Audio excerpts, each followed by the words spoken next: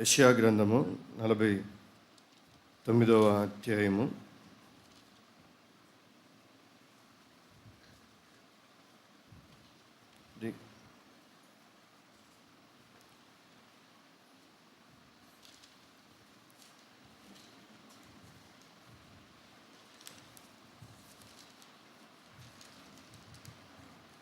క్షమించండి, మొదటగా కీర్తనలు 49:9 చదువుకుందాం. కీర్తనలు 49:9. వారి ప్రాణ విమోచన ధనము బహు గొప్పది, అది ఎన్నటికి తీరక అట్లుండవలసినదే.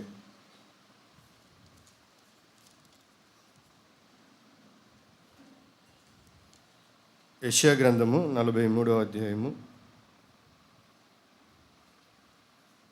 3వ వచనం నుంచి మధ్యలోంచి చదువుతా ఉన్నాండి.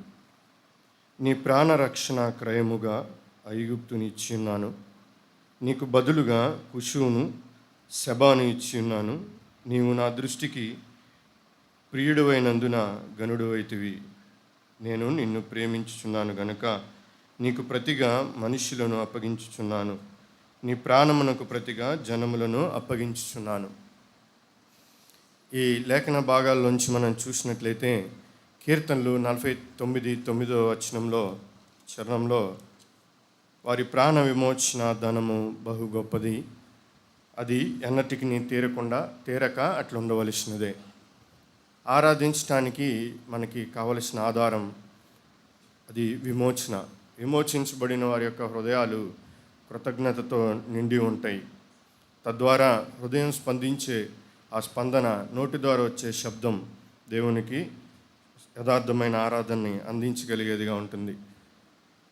ఇక్కడ మనం చూసినట్లయితే వారి ప్రాణ విమోచన ధనము బహు గొప్పది. వారి ప్రాణ విమోచన ధనం, ఎవరి ప్రాణ విమోచన ధనం ఇక్కడ ఈయన తెలియపరుస్తూ ఉన్నారు అనేది మనం చూసినట్లయితే యోహాను సువార్త 8వ అధ్యాయం 44వ వచనంలో, యోహాను సువార్త 8వ అధ్యాయం 44వ వచనంలో చూసినట్లయితే, మీరు మీ తండ్రి యగు అపవాది సంబంధులు, మీ తండ్రి దురాశలు నెరవేర్చుకోరుచున్నారు. ఆది నుండి వాడు నరహంతకుడై సత్యమందు నిలిచిన వారు కాడు. ఎవరి విమోచన ధనము అంటే ఇది అపవాది సంబంధులుగా పూర్వము మనం ఉన్న ఆ స్థితిలో ఉన్న మన కోసం విమోచన ధనం. అపవాది సంబంధులుగా పూర్వము మనం కొనసాగుతూ ఉన్నాం. అదే కీర్తనలో 49:14 వచనంలో చూస్తే, కీర్తనలో 49:14 వచనంలో, వారు పాతాళంలో మందగా కూర్చబడుదురు. పాతాళంలో మందగా కూర్చబడిన వారి యొక్క విమోచన ధనం. అంత మాత్రమే కాదు, అదే 14వ వచనం ఆఖరి భాగంలో చూస్తే, మరణము వారికి కాపరేయుండును. మునుపు మన యొక్క మీద మరణము కాపరిగా ఉన్నవారము, మనం అపవాది సంబంధులము. మునుపు మనం పాతాళములో మందగా కూర్చబడవలసిన వారము. మునుపు మన మీద మరణము కాపరిగా ఉన్నవారము.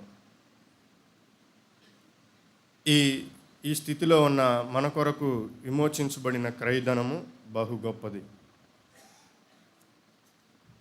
బదులుగా ఇవ్వబడిన ధనం అంటే ఆ యొక్క అపవాది సంబంధమైన ఆ క్రియల నుంచి, పాపము యొక్క బంధించబడిన పాతాళము నుండి, పాతాళం యొక్క బలము మనం లోకాసువార్తలు మనం చూస్తూ ఉంటాం. ధనవంతుడు అబ్రహాముని వేడుకుంటున్నప్పుడు ఇక్కడ నుండి అక్కడికి రాజాలకున్నట్లు అక్కడ నుండి ఇక్కడికి ఎవరిని కూడా రాలేని స్థితిలో ఆ యొక్క పాతాళం యొక్క బలాన్ని మనం చూడగలుగుతాం.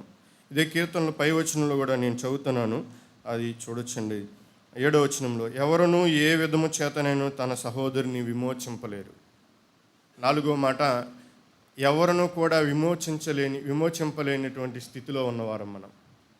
అపవాది సంబంధులం, మునుపు పాతాళములో బంధించబడవలసిన వారం, పాతాళం యొక్క బలములో ఉన్నవారం, మరణము మన మీద కాపరిగా ఉన్నటువంటి వారము.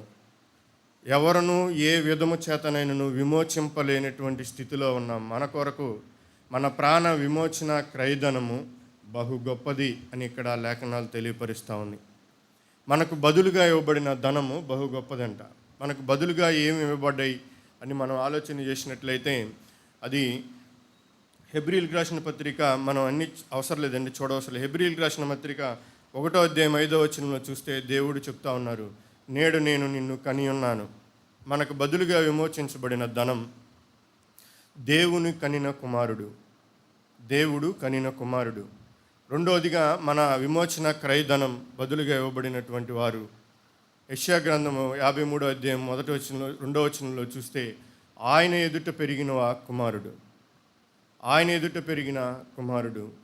పరమగీతాల్లో చూసినట్లయితే 5:10లో 10,000 మందిలో గుర్తింపదగిన వారు.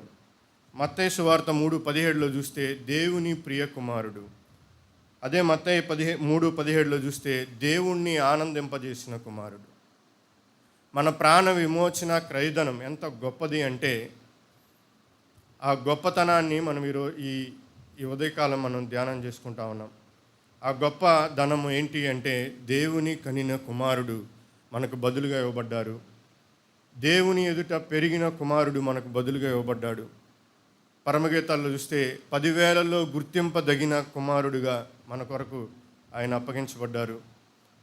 దేవునిని ఆనందింపజేసిన కుమారుడుగా, దేవునికి ప్రియమైన కుమారుడిగా మన ప్రాణ విమోచన క్రయధనంగా మనకు బదులుగా ఆయన అప్పగించబడ్డారు.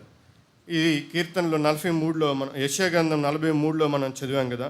అక్కడ చూసినట్లయితే నీవు నా దృష్టికి ప్రియుడువైనందున, ప్రియులైన వారి కొరకు, వారి ప్రాణ విమోచన కొరకు దేవుడు నాడు ఐగుప్తును, కుషువును, సెబాను అప్పగిస్తే వారి ప్రాణ విమోచన కొరకు నాడు జనాంగమును, మనుష్యులను అప్పగించారు. ఐగుప్తులో చూడొచ్చు మనం, నీరు వారికి విమోచనకు, ఆ బానిసత్వమునకు విమోచనగా అక్కడున్న నీరు అప్పగించబడింది, పశువులు అప్పగించబడ్డాయి, అక్కడ ఉన్నటువంటి వనరులు అప్పగించబడ్డాయి, అక్కడ ఉన్నటువంటి ఫరో మొదటి సంతానమైన కుమారుని మొదలుకొని ఆ చెరసాల్లో ఉన్న ఖైదీల్లో ఉన్నటువంటి కుమారులు మొదటి సంతానం వరకు కూడా వారు ఆ బానిసత్వపు విమోచనకు బదులుగా ఆ దేశమంతా కూడా అప్పగించబడితే, మనమైతే అక్కడ ఇశ్రాయేలు దేవుడి దృష్టికి బహుప్రియుడైనందున వారి విమోచన ధనం ఆ రీతిగా అప్పటి వరకు సరిపోయినటువంటి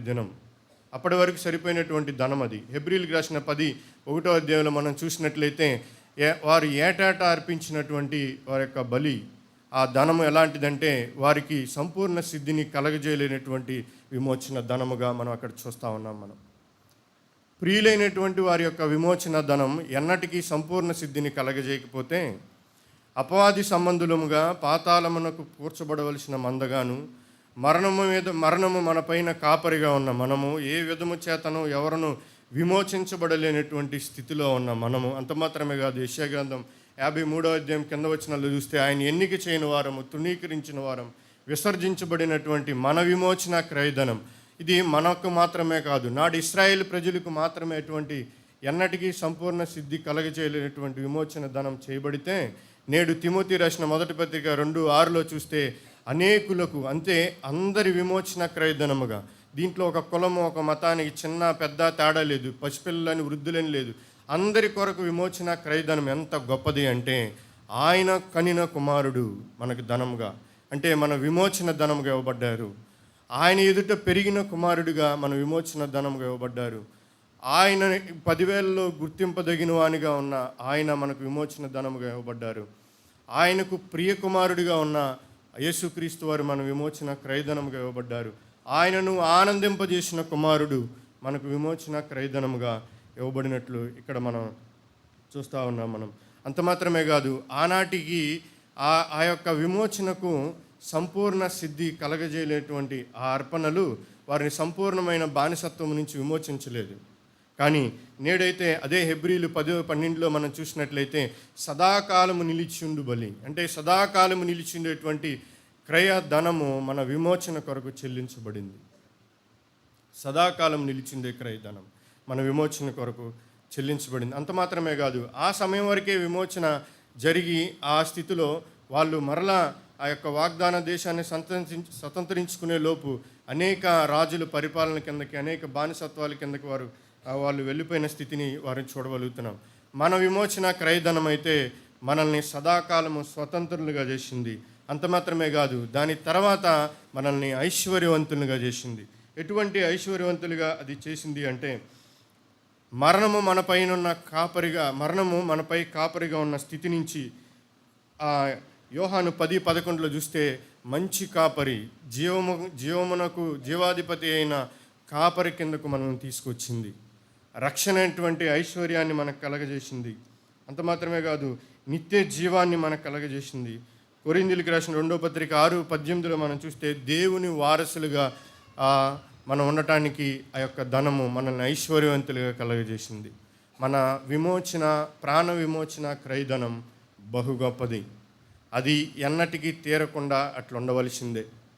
అది తీరిపోవటమే కాక మనల్ని ఐశ్వర్యవంతులుగా, దేవుని వారసులుగా, రక్షణ అనేటువంటి ఐశ్వర్యం, దేవుని ఇంటివారిగా, వెలుగు సంబంధులుగా, నిత్య జీవమునకు వారసులుగా, నిత్య రాజ్యమునకు వారసులుగా మనల్ని చేసినటువంటి అంతటి ప్రాణ విమోచన క్రయధనమును మనం తలపోసుకుంటూ ప్రభు సన్నిధిలో ఆరాధన చేసేవారుగా ఉందాం. ఇటు మాటలు దేవుడి వినికిడిలో మన హృదయంలో ఫలించినట్లు దీవించునుగాక.